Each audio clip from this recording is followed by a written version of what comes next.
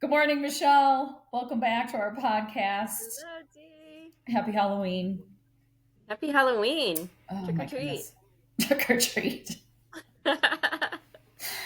Oh my goodness. All right. So here we Yep, are back again. here we are. Hoping everybody that's on with us today has seen our other episodes, one poolside from Arizona, and then the last one that we did around imperfection in leadership.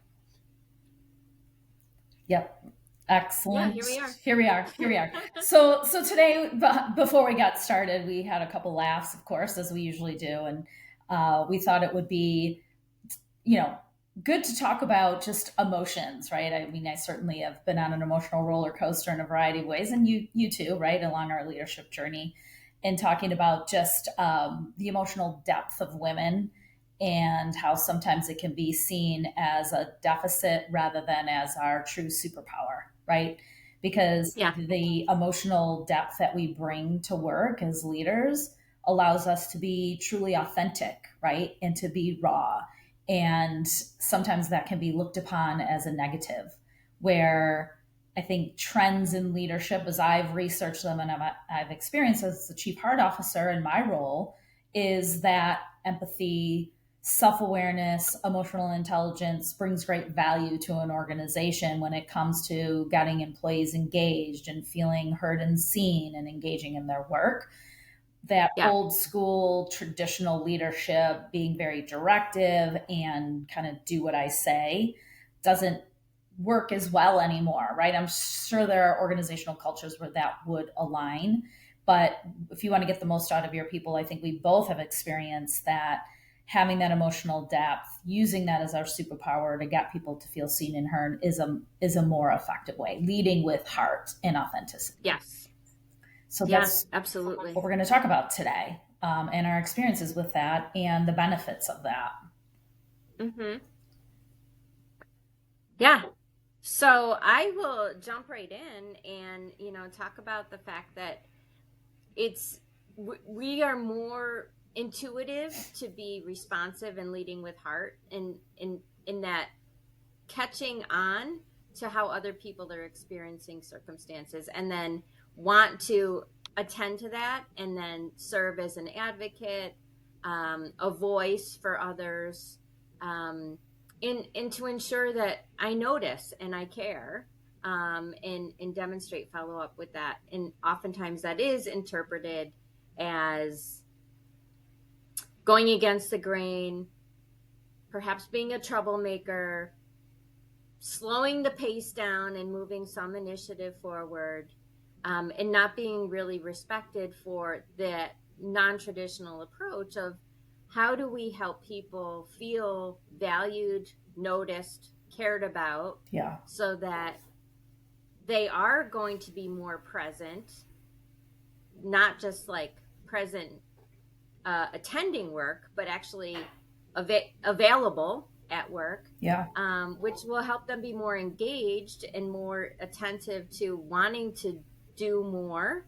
And then when they're contributing more in a meaningful way, not the guidelines of whoever else, but to say, this is a skill I bring, or somebody cares about what my passion is and they're finding a way for me to help live this out through my work, hmm, they're going to contribute more, and then the productivity is going to be there. yeah, So it's a different way to get to the same means, but also in a way that's genuine and sustainable. If people feel valued and engaged, they're going to want to stay working yeah. with an organization. Yeah, I would agree with that. The place that I work now is my role as a chief heart officer. And whenever people leave, I'll do a little bit of an exit interview.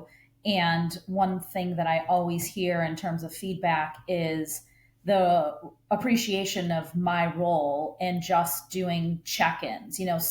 Most of my work Mm-hmm. is about leadership development and helping people to be the most successful they can based on their strengths in their position. But there's a lot of moments where I'm just like, what's going on for you? How can I help you? What's going on with your life, right? How are your kids? How's the dog?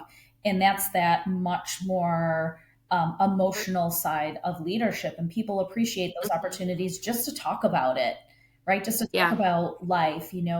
We've recently had some people in our organization that have had additions to their family. We've had some new babies born and first time parents, and males being a first time parent, and just the stress and the newness of all of that, and just having the opportunity to have someone say, how are you doing? Are you getting sleep? Yeah.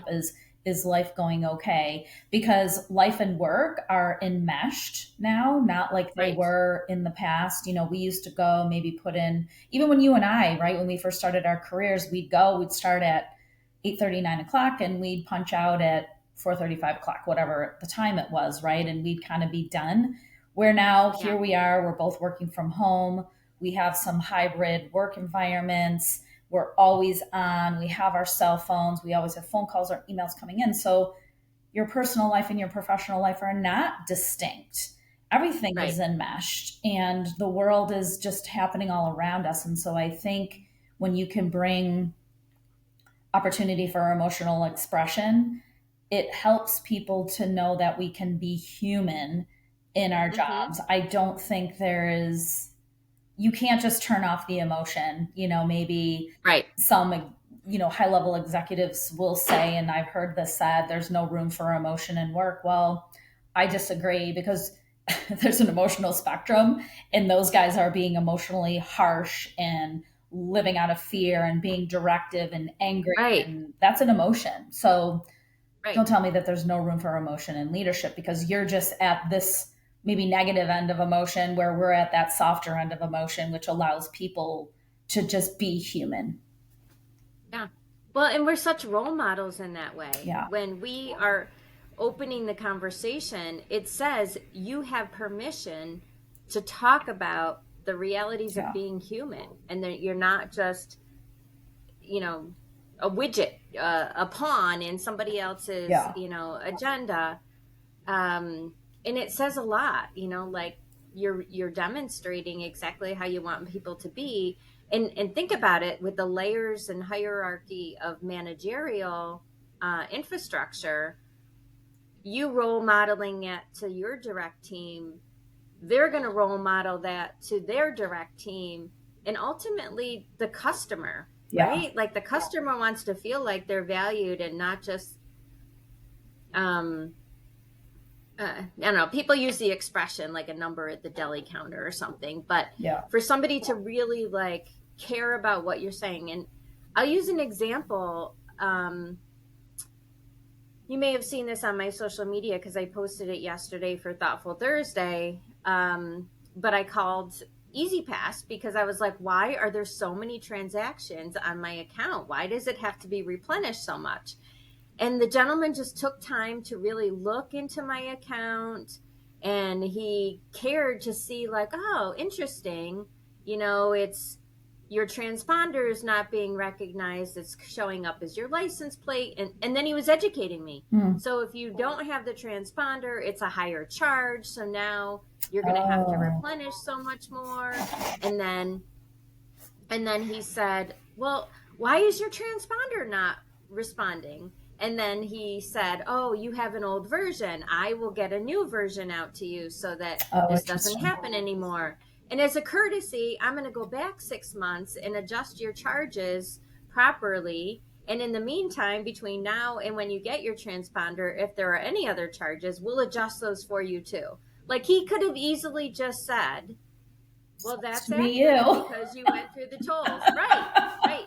But, for me to be human and Yeah. like, how is your day going? Like, just being personable Well, made that's such a difference in kindness. that interaction. Yeah, I had this conversation recently with one of our leaders, and there's just been some like bumping of heads within the organization. And I took a step back, and I said to him, I said, are we being kind? Are we seeking to understand other people's stories? Are we asking the curious questions about, like, okay, why is that person coming about in this conversation the way they are? What do we know about their backstory? What do we know about their life? Because one thing we do know about leadership is we bring our whole self to Right. leadership. So how we Yeah. lead, whether it's positive, negative, heartfelt, directive, autocratic, whatever. It's based on our life experience. And so the question I asked was, are we seeking to understand? Like, are we asking, like, okay, tell me a little bit about yourself. How did you get here? What brought you to this organization? Like, what's your story, right? Like, give me some of your life Mm-hmm. experiences, because once we have that information, all of a sudden you can start to connect the dots. Okay, this person's coming with a fear-based perspective because of their past experience, put the storyline together. We all Right. know that. I lead the way I lead is in terms of being an executive coach because of my past leadership experiences of not being heard, being told by my manager, I don't care how you sell. I don't need to know anything about you. Just sell and hit your numbers so that I look good. Right. Okay, well, you a hole, right? Like, why would I ever want to do that for you if you don't give a shit Right. about me at all and won't even sit down at a dinner with me and let me help you get to know me a little bit, right? Right. Um, and just being treated poorly and being ridiculed and judged, right? That has been my past leadership experience in some of these big, higher level corporate environments. And so I remember asking myself, there's got to be a better way. Why can't we do this from the human perspective and get to know and understand people, right? Yeah. Because people bring a slew of history and experience from our parents, our friendships, our aunts, our uncles, our school experiences, right? That all just kind of gels into who we are, who we are as And leaders. Yeah. yeah. And when we lead with that heart and we are curious and we show that we genuinely care about people, and it's not because how are they going to help me look good or help me be successful, Yeah. it creates an opportunity to unleash something that we would otherwise not know about somebody. That, oh my gosh, they bring this other talent or Mm-hmm. experience or connection that because they feel cared about, they want to be generous now and offer more than what their Yeah. job description is. Well, and when And you then ask they feel those, even more valued.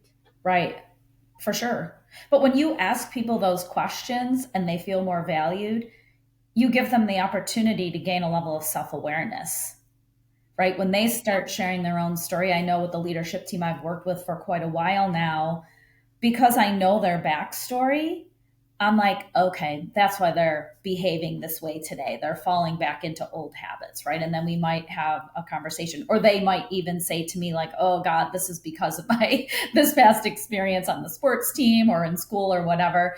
Ugh, I'm Right. doing it again. And they can take that time to reflect and say, okay, I'm not being my best self, right? Those old patterns are falling Yeah. back. So that level of self awareness and the management of the emotions comes to the forefront. But if you don't have those conversations, people just are leading so one dimension or living, Right. right? Not even leading, but living one dimensionally in the moment, in the time, but not putting the whole context of the life story together, which has a huge impact. I've seen it and I know you've seen it, right?